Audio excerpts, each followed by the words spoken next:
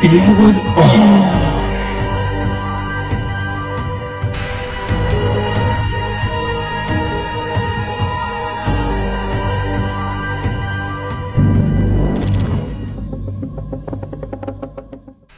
बिस्मिल्लाहिर्रहमानिर्रहीम। अस्सलामुअलैकुम वरहमतुल्लाहि वबरकातुहू।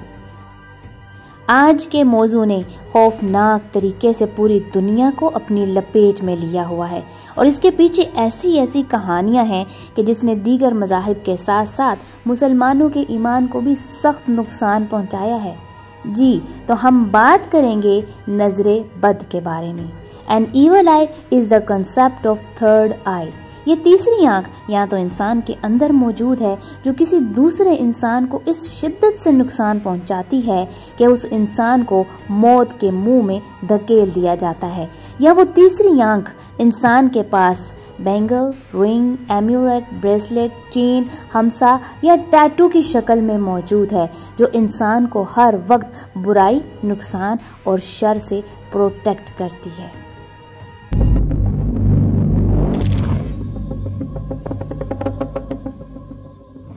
यहूदियत से ईसाईयत और इस्लाम तक और फिर हिंदू मज़हब से अफ्रीकी कबाइल तक, कदीम तहजीबों से जदीद दुनिया तक हमें हर जगह इंसानी आँख के असरात की अनगिनत दास्तानें मिलती हैं। 5000 साल कबल मसीह नजर बद को एक बहुत पुरानी तोहम परस्ती के नाम से जाना जाता है और इसने बहुत से बड़े बड़े मज़ाहिब और सकाफ़तों को अपनी लपेट में लिया है। सबसे पहले हम जिक्र करते हैं 4000 साल कबल बेबीलोन अम्पायर का। नंबर 1, आज से 4000 साल कबल बेबीलोन अम्पायर में मौजूद मेसोपोटामिया की एक तहजीब में नजर बद के तस्वुरात रासिख थे।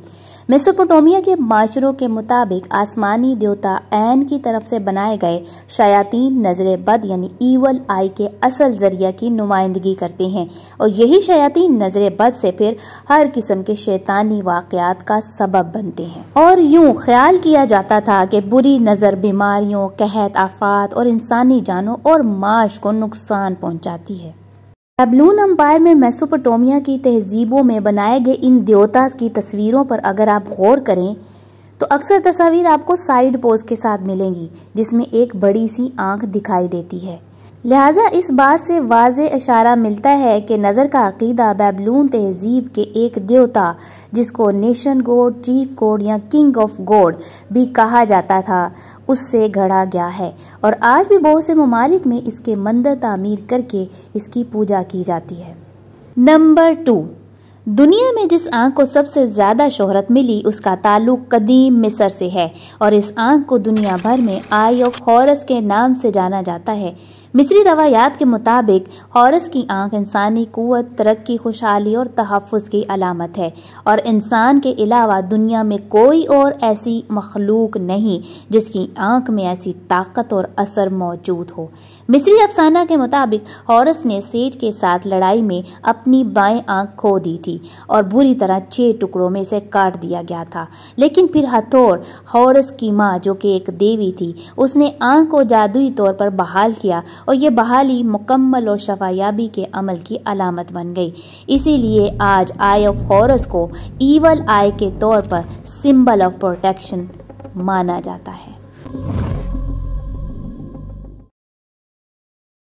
नंबर 3, अब हम बात करेंगे हिंदू धर्म की। भाई हिंदू धर्म इस मामले में कैसे पीछे रह सकते हैं? जी, तो हिंदू धर्म रामायण में शिव जी को अजीम देवता कहा गया है और हिंदुओं के भगवान शिव जी के पास भी एक तिलिस्माती आंख है जिसको थर्ड आई कहा जाता है। पेशानी पर मौजूद ये तीसरी आंख अपने आप में एक ईवल आई का तस्वर देती है। जी, शिव जी की तीसरी आंख बड़ी ही खतरनाक है क्योंकि इस आंख से शिव जी ने कामदेव को जलाकर खाकस्तर कर दिया था। Now it's again a power show of third eye.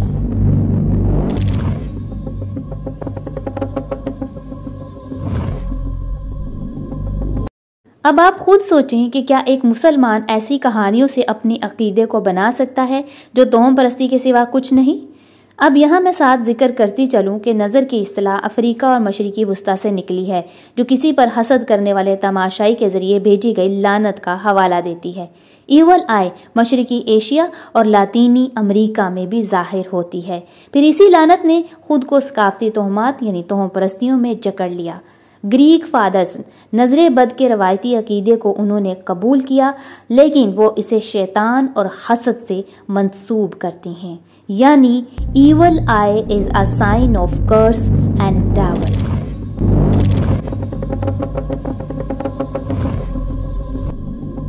دنیا بھر میں نظر بد کو کس کس نام سے پکارا جاتا ہے اس کی لسٹ یہاں پہ موجود ہے، آپ دیکھ سکتے ہیں۔ پاکستان کے علاوہ ہندوستان اور ترکی میں نظر بد کو نظر ہی کہا جاتا ہے، جبکہ ہندی زبان میں نظر بد کو درشتی دوش کہتے ہیں۔ عرب خطہ میں نظر بد کو عین الحسود، ایران میں چشم زخم، اس طرح ایتھوپیا، سوڈان، تنزانیہ، مراکش میں شمالی افریقہ کے کئی ممالک میں نظر بد کو بدا کہا جاتا ہے۔ انگریزی میں اس کو ایول آئی کہتے ہیں، لیکن تمام یورپی زبانوں میں مختلف ناموں کا ایک ہی مطلب نکلتا ہے، یعنی بری یا شیطانی نظر۔ یہ تو تھی دنیا بھر کی تصویر، لیکن اس تصویر میں مسلمان کہاں کھڑے ہیں؟ کیا وہ اس توہم پرستی سے بچے ہوئے ہیں؟ یہ جاننا بھی بہت ضروری ہے۔ اب یہاں میں ان روایات کا تذکرہ کرنا لازمی سمجھتی ہوں جو محمد سلام علیہ سے منسوب کی گئی ہیں، لیکن آپ نے یہ غور کرنا ہے کہ کہیں نظر بد کا یہ عقیدہ بیبلون امپائر، میسوپوٹیمیا، قدیم مصری کہانیوں، ڈیول آئی یا ہندو دھرم رامائن میں بھگوان شیو جی سے انسپائر ہو کر تو نہیں بنایا گیا؟ تو سنیں، نبی علیہ السلام نے فرمایا کہ نظر بد آدمی کو قبر میں اور اونٹ کو ہانڈی میں داخل کر دیتی ہے، یعنی پہلی حدیث میں آپ کو ڈیول آئی کا تصور مل رہا ہے جو انسان کو موت کے منہ میں دھکیل دیتی ہے۔ پھر ایک اور روایت کہ عائشہ صدیقہ رضی اللہ تعالیٰ عنہا نے فرمایا کہ مجھے رسول اللہ صلی اللہ علیہ وآلہ وسلم نے حکم دیا ہے کہ نظر بد لگنے کا دم کیا کرو۔ عبداللہ بن عباس رضی اللہ تعالیٰ عنہ روایت کرتے ہیں کہ نبی صلی اللہ علیہ وآلہ وسلم نے فرمایا، نظر حق ہے، اگر کوئی چیز تقدیر کو کاٹ سکتی تو وہ نظر ہے، اور جب تم سے نظر کے علاج کے لیے غسل کرنے کے لیے کہا جائے تو غسل کر لو۔ اب یہ غسل کس قسم کا ہوتا ہے یہ میں آگے چل کر آپ کو بتاؤں گی، لیکن ان حدیث سے، ان روایات سے یہی ثابت ہوتا ہے کہ نظر بد کو ایک بری نظر کہا جاتا ہے جس سے کوئی انسان بچ نہیں سکتا۔ افسوس کہ بڑے بڑے علماء، اسکالرز انہی روایات کو بڑے وثوق سے پیش کرتے ہیں جس میں آپ کو توہم پرستی کے نام پر بری شیطانی آنکھ کا واضح تصور مل رہا ہے جو انسان کے اندر تھرڈ آئی کی شکل میں موجود ہے۔ اب شیو جی کی تیسری آنکھ پر ہی غور کر لیجئے، یعنی کہنا کیا چاہتے ہیں آپ؟ اب اس نظر بد سے بچنے کے مختلف طریقے بڑے بڑے مذاہب اور مختلف ثقافتوں میں کیا ہیں، یہ بھی ایک دلچسپ پہلو ہے۔ یہ بھی آپ کو بہت سی جگہوں پر ایک جیسے ہی ملیں گے۔ اب اگر اس سے بھی پردہ ہٹ گیا تو اللہ کے رسول سے منسوب جھوٹی روایات میں نظر بد کا تصور خود بخود باطل ثابت ہو جائے گا، کیونکہ یہ ایک نفسیاتی سوچ بن کر رہ جائے گی جس کا حقیقت سے کوئی تعلق نہیں ہے۔ تو ہم بڑھتے ہیں اگلے اہم قدم کی جانب۔ اب یہ جاننا بہت ضروری ہے کہ نظر بد سے بچنے کے لیے کیا کیا طریقے اختیار کیے جاتے ہیں۔ تو نظر بد سے بچنے کے لیے ایک نشان جو سبھی اپنے اپنے عقیدے کے مطابق استعمال کرتے ہیں، اس کا نام ہے ہمسا، ایک ہاتھ۔ اس پر ایک آنکھ بنی ہوئی ہوتی ہے یا مخصوص الفاظ لکھے ہوئے ہوتے ہیں، اور اس ہاتھ کو ایز اے ایمیلیٹ چین گھروں، گاڑیوں، دکانوں میں لٹکایا جاتا ہے۔ جسم پر ٹیٹو بھی بنائے جاتے ہیں، جیسے کہ ہندو دھرم میں شیو جی کا ہاتھ، سکھ مت میں بابا گرو نانک کا ہاتھ، بدھ مت میں بدھا کا ہاتھ، یہودیت میں موسیٰ کی بہن مریم کا ہاتھ، عیسائیت میں عیسیٰ سلام علیہ کی والدہ مریم سلام علیہا کا ہاتھ، اور اسلام میں محمد سلام علیہ کی بیٹی فاطمہ الزہرا کا ہاتھ۔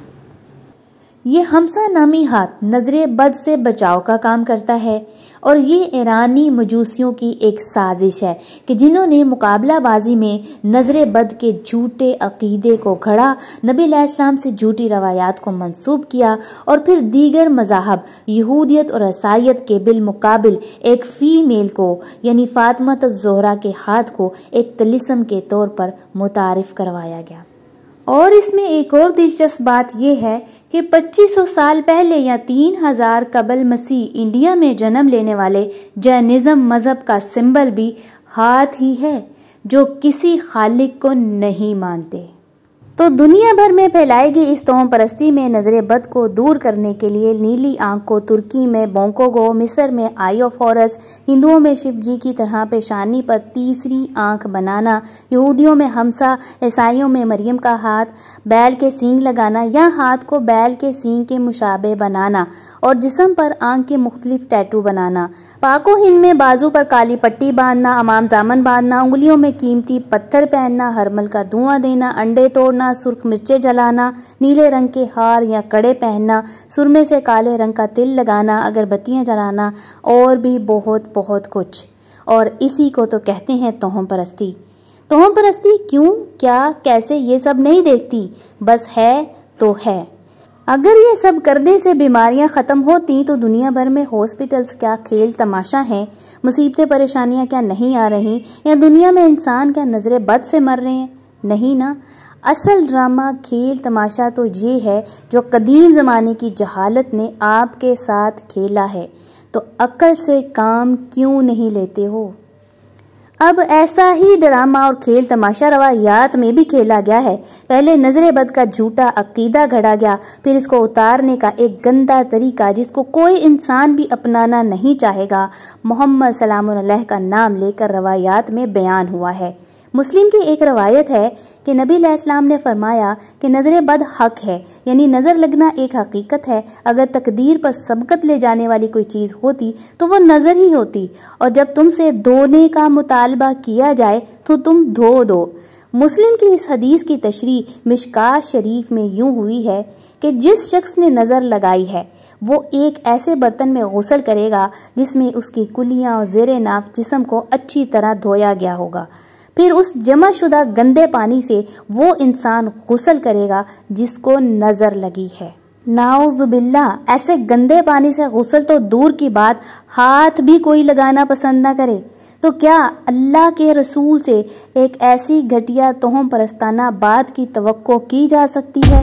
ہرگز نہیں، کیونکہ یہ خود بھی یہ مانتے ہیں کہ یہ اسلام سے پہلے عرب کی جہالت تھی اور وہ اس عمل کو کرنے میں شفا سمجھتے تھے، لیکن نبی سلام علیہ نے اس جہالت کو کرنے کی اجازت دے دی اور فرمایا کہ اگر تمہاری نظر کسی کو لگ جائے اور تم سے تمہارے اعضاء دھو کر مریض پر ڈالنے کا مطالبہ کیا جائے تو اس کو منظور کر لو۔ اور بقول ان کی روایات کی اللہ کے رسول تو وحی کے علاوہ کچھ بولتے ہی نہ تھے، تو کیا اس جہالت کی اجازت اللہ نے دی ہے؟ بس اپنی جھوٹی روایات کے یہ پلندے اپنے پاس رکھو، اللہ اور رسول کے ساتھ اور کتنی گستاخیاں کرو گے۔ اور سنیں ان کے ظلم کی انتہا کہ مسلم بخاری میں قرآن کی چند صورتوں، سورۃ فاتحہ، سورۃ فلق، سورۃ ناس، سورۃ اخلاص سے جنتر منتر، دم درود، جھاڑ پھونک کرنے اور نہج البالغہ میں تعویذ بنانے کی بھی اجازت ملتی ہے۔